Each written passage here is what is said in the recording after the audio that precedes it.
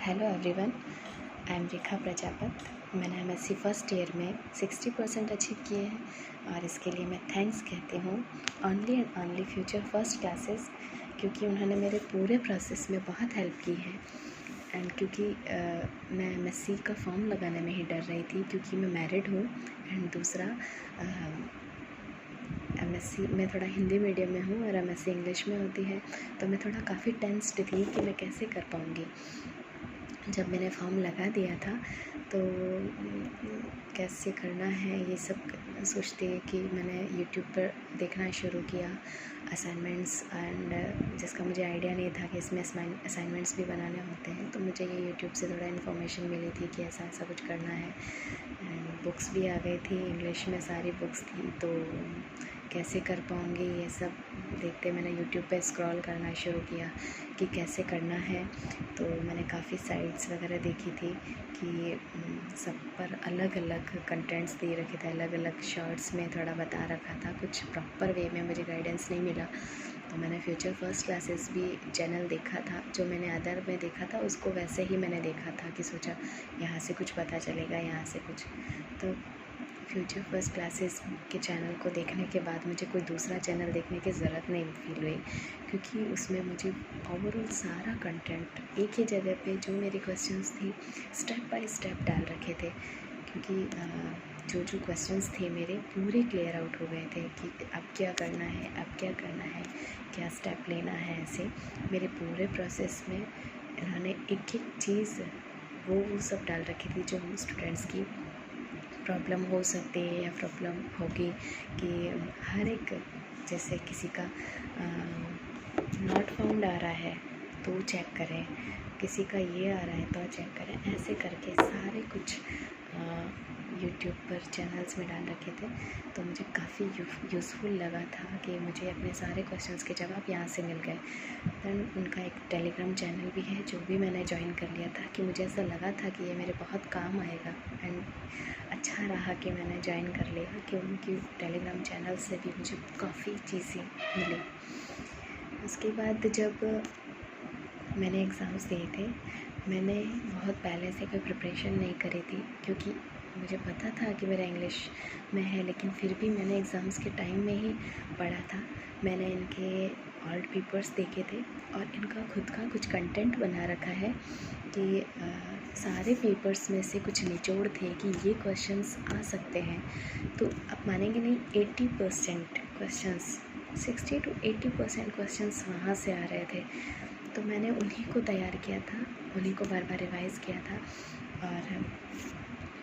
और मेरे एमएससी में 60% बने। और मैं बताऊंगी कि उसमें मुझे कुछ प्रॉब्लम्स भी आई थी कि मेरे रिज़ल्ट जब आया था तो मुझे एनसी मिला था फर्स्ट पेपर में, जबकि मेरे पेपर्स बहुत अच्छे हुए थे। मेरे ओवरऑल सारे पेपर्स बहुत अच्छे गए थे, असाइनमेंट्स भी मैंने प्रॉपर बनाए थे। तो मैं श्योर थी कि मेरे पेपर्स अच्छे हुए हैं, मेरे मार्क्स अच्छे आएंगे। तो जब मेरा रिज़ल्ट आया था तो उसमें एनसी आ गया। तो मैं बहुत टेंशन में थी कि कैसे एनसी आ गया, जबकि मेरे पेपर्स बहुत अच्छे हुए थे। असाइनमेंट्स भी मुझे फ़र्स्ट पेपर में मेरा 0 दे दिया और फर्स्ट पेपर में ही मुझे एनसी दिया था। तो मुझे बहुत टेंशन हो रही थी। मैंने पूरा टेलीग्राम और यूट्यूब चैनल से मुझे काफ़ी सपोर्ट मिला था। तो और मुझे कोई दिख नहीं रहा था, क्योंकि एमएससी कोई स्टूडेंट भी नहीं था और इससे रिगार्डिंग मुझे कहीं से हेल्प भी नहीं मिल रही थी। तो मैंने टेलीग्राम चैनल पे यहाँ से नंबर लिए फ्यूचर फर्स्ट क्लासेस के, और मैंने व्हाट्सएप पे, क्योंकि मैंने वहाँ पे थोड़े व्यूज़ भी देखे थे कुछ व्हाट्सएप्स के, तो मैंने वहाँ से सोचा कि व्हाट्सएप पे भी मैं शायद इनसे कांटेक्ट कर सकती हूँ। रीजनल सेंटर पे भी कॉल किए थे, मेरा कोई रिप्लाई नहीं दिया कि मेरा एनसी कैसा है, अब मुझे आगे प्रोसेस क्या करना है। तो मुझे फ्यूचर फर्स्ट क्लासेस के नंबर मिले, व्हाट्सएप पे मैंने मैसेज किया था, और मैं एक्सपेक्ट नहीं कर रही थी कि मुझे कोई रिप्लाई आएगा। मुझे लगा था कि मैंने एक होप रखी थी कि क्या पता कोई रिप्लाई मिल जाए और आगे का क्या करना है वो मुझे पता चल जाए। तो मैंने मैसेज किया था, तो विद इन कुछ ही टाइम में ही मुझे उनका रिप्लाई आया कि आप ये कर सकते हैं। मैंने अपनी प्रॉब्लम रखी उनके सामने कि मेरा एनसी आ गया, मेरा पेपर तो बहुत अच्छा हुआ था और मेरा असाइनमेंट्स भी मैंने सही जमा करवाए, सब में क्लियर है, इसमें नहीं है। तो मुझे उस टाइम रूल भी नहीं पता था कि असाइनमेंट में 0 नंबर क्यों दिए हैं। तो उन्होंने मुझे पूरा बताया कि इस वजह से असाइनमेंट में ऐसे मार्क्स मिलते हैं। तो मैंने उनसे पूछा कि अब मुझे क्या करना चाहिए। तो उन्होंने मुझे रिवैल्यूएशन एंड दूसरा डिफ़ॉल्टर दोनों का बताया, जबकि डिफ़ॉल्टर के बारे में मुझे कोई आइडिया नहीं था कि डिफ़ॉल्टर क्या होता है। तो मुझे उनसे ही पता चला। फर्स्ट रिवैल्यूएशन ज़्यादा मुझे सही लग रहा था क्योंकि मेरा पेपर ठीक हुआ था, तो मुझे ऐसा लगा था कि मैं पास तो हो जाऊंगी अच्छे से, तो रिवैल्यूएशन करवा लेती हूँ। तो जब रिवैल्यूएशन करवाया तो मेरे मार्क्स बढ़ गए एंड थैंक यू एंड कि उनकी गाइडेंस से मुझे क्या करना है ऐसे कर। तो फिर असाइनमेंट में भी मेरे 0 नंबर आ गए थे जब मैं रुक गई थी कि असाइनमेंट्स में उन्होंने बताया था कि अपडेट आ जाएगा ऐसे। तो मैं रुक गई थी कि कोई बात नहीं, अभी नहीं, बाद में सही ऐसे करके। तो थ्योरी पेपर तो क्लियर हो गया एंड एनसी आ रहा था फिर भी असाइनमेंट की वजह से। तो जब मैं फाइनल ईयर के असाइनमेंट बना रही थी, मुझे यहीं से इन्फॉर्मेशन मिल रही थी कि असाइनमेंट आ गए हैं, असाइनमेंट्स की लास्ट डेट जमा करवाने की ये है, सारा कुछ प्रोसेस मुझे यहाँ से हेल्प मिल रहा था, जो मैंने फ़र्स्ट ईयर में हेल्प किया था। और सेकेंड ईयर में भी मैं असाइनमेंट जमा करवा रही थी और थोड़े फैमिली में बिज़ी हो गई थी मैं, तो मैं ज़्यादा ध्यान नहीं दे पाई। जबकि इन्होंने मुझे बार बार मैसेज डाले थे टेलीग्राम चैनल्स पे भी कि लास्ट डेट है डिफ़ॉल्टर के फॉर्म की, क्योंकि एग्ज़ाम्स की वजह से मैंने उस सेशन में एग्ज़ाम नहीं दे पाई। तो हम डिफ़ॉल्टर से एग्ज़ाम दे सकते हैं सेकेंड ईयर के, तो मैं उस टाइम नहीं दे पाई। तो इन्होंने डाल रखा था कि डिफ़ॉल्टर वाले फॉर्म की लास्ट डेट आ जाए ऐसे करके। तो मैंने 2-3 बार नहीं ध्यान कर पाई फैमिलीज़ फंक्शंस की वजह से।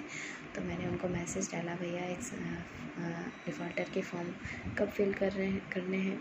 तो उन्होंने बोला आज लास्ट डेट है। तो अब मैंने उसी दिन फॉर्म भरा था और डिफ़ॉल्टर के एग्ज़ाम्स के लिए, सेकेंड ईयर के एग्ज़ाम्स के लिए। एंड तब मैंने असाइनमेंट जब जमा करवाए थे फर्स्ट ईयर के, सेकेंड ईयर के जमा करवाए, तभी मैंने फ़र्स्ट ईयर का असाइनमेंट जमा करवाया। इन्होंने जैसे बोला कि आप जमा करवा दो और कहाँ जगह पे जमा करवाना है। सर फर्स्ट ईयर में मुझे रीजनल सेंटर पे जमा करवाने हैं, ये भी बताया। असाइनमेंट सेकेंड ईयर के कहाँ जमा करवाने हैं ये भी बताया। तो मैंने सबमिट करवा दिया और मेरा रिज़ल्ट आ गया और मुझे असाइनमेंट में 18 नंबर दिए हैं। थैंक यू एंड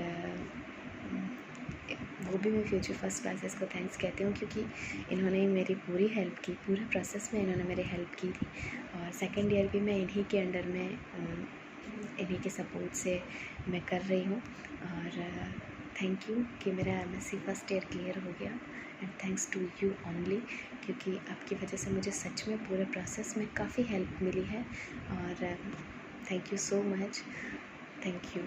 एंड मैं आपको बहुत सारी ब्लेसिंग्स देती हूँ परमात्मा की, भगवान की, कि आपको बहुत सारी ब्लेसिंग्स, बहुत सारी दुआएं।